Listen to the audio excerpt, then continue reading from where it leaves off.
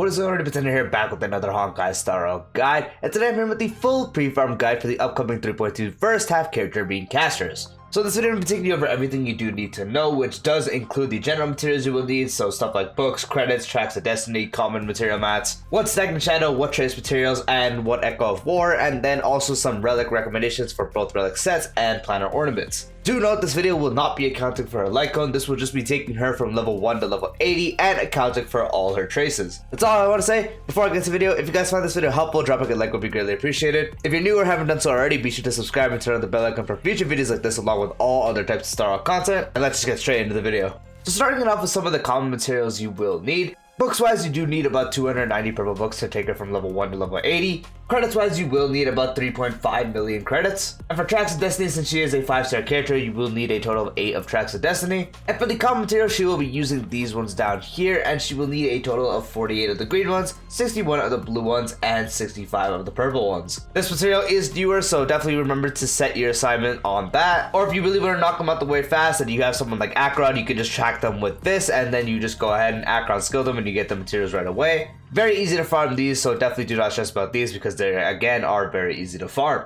For Stagnant Shadow Ascension material, she will be using the new one from the Shape of Gelen Moon, and you will need a total of 65 of these. Stagnant Shadow is very easy to farm, especially now that we have an increased amount for Trailblaze powers, so it's very easy to get this done in a day and a little bit. Besides the common materials, I definitely would knock this out the way first because it's something you just do really quickly and then you don't have to worry about at all. And since you still do have some time till Castorice, it's going to be really easy to just get this out the way, then you don't have to worry about it because this will be the one she will be using. Once again, you need a total of 65. For trace material, she will be using the only one available for Remembrance as she is a Remembrance character, and she will need a total of 14 of the green ones, 57 of the blue ones, and 123 of the purple ones.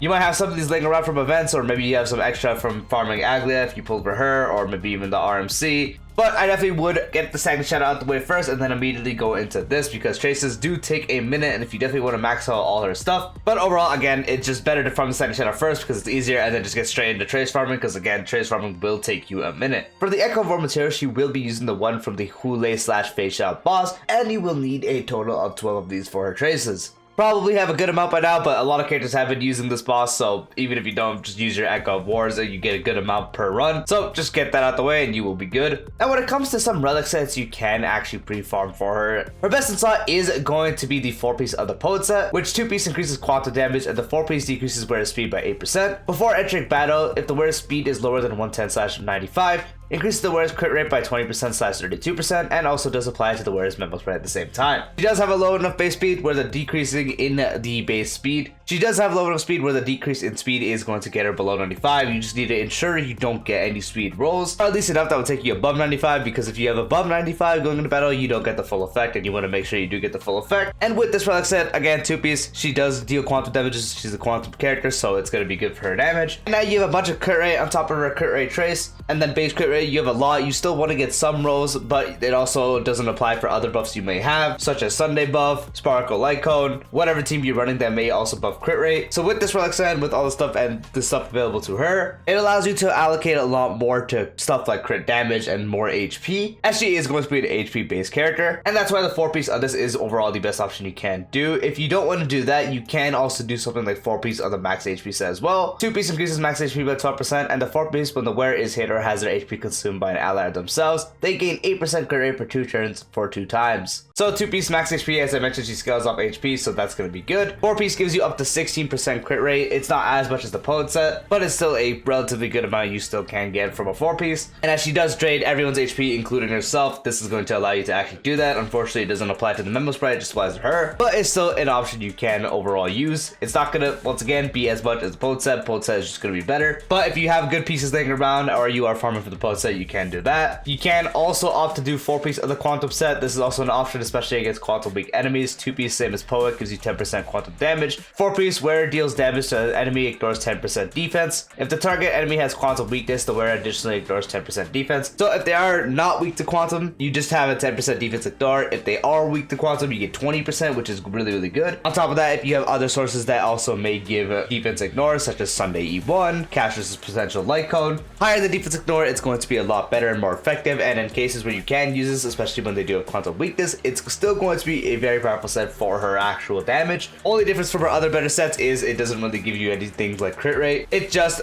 good damage you can get from the 4-piece by ignoring defense. And then if you don't have any of those, you could just opt to do 2-piece, 2-piece. So you can do 2-piece of one of the quantum sets, so 2-piece Jades or 2-piece Poet, and combine that with 2-piece of the max HP set because the 2-piece is good for increasing HP, or 2-piece of any of those and also do 2-piece of the Scholar set, as it does provide a free 8% crit rate, so just extra crit rate there. Unfortunately, that's practically all the options you do have available to you. When it comes to Planet Ornament, she is a lot more limited on here as well, but overall the new bone set is going to be your best Planet Ornament, which gives a 12% increase to the max HP for the wearer, and when the wearer's max HP is 5,000 or higher, increases the wearer and their Remember Sprite's crit damage by 28%. So both Castorice and Remember Sprite is getting 28% crit damage, which is going to be really, really good. Free max HP, which is going to be good overall. And if you do have the 5,000 or higher, which is going to be the requirement for the crit damage, is very, very easily achieved on her and is going to be definitely a lot more than you would want. But overall, just really, really easy to get on her, making it her best in slot. Another option you can use is the Banana Amusement set, which gives the wearer 16% crit damage. And when a target summoned by the wearer is on the field, crit damage additionally increases by 32%. So up to a 48% increase to crit damage for Castorice is going to be nice. Still not as strong as the other set, but it's still an option you can do as she does summon something onto the field. Even if it isn't as frequent as other characters that can use the set, it's still an option you still can use. And then unfortunately past that, there's not really any other option you can use. As practically anything else doesn't really affect her too much. So it's best to especially just farm the bone set as it's just far and on her best option, or just use the Banana Amusement until you get a bone set available. And if that is practically it, so for a quick reiteration, looks wise you will need about 290, credits wise you will need about 3.9 million credits, tracks of destiny you will need 8, common materials will be these ones right here, and you need a total of 48 of the green ones, 61 of the blue ones, and 65 of the purple ones. Stagnant Shadow will be this one right here, and you will need a total of 65 of these. Very easy to get Stagnant Shadow out of the way first, so I definitely just recommend doing that first. Tracks materials will be the only one available in Blood and Remembrance, so this one right here, and you will need a total of 14 of the green ones, 57 of the blue ones, and 123 of the purple ones. The moment you finish Stagnant Shadow, instantly go to this because it's going to take you a minute. The Echo of War material she will be using is the one from the Hule/Feixiao boss, and you will need a total of 12 of these. When it comes to relics, best in slot is going to be the 4-piece Poet set, as 2-piece gives you quantum damage, and the 4-piece gives you up to 32% crit rate. That also does apply to Remember Sprite, so it's just going to be absolutely fantastic, especially allows you to allocate more stats into your crit damage and HP especially.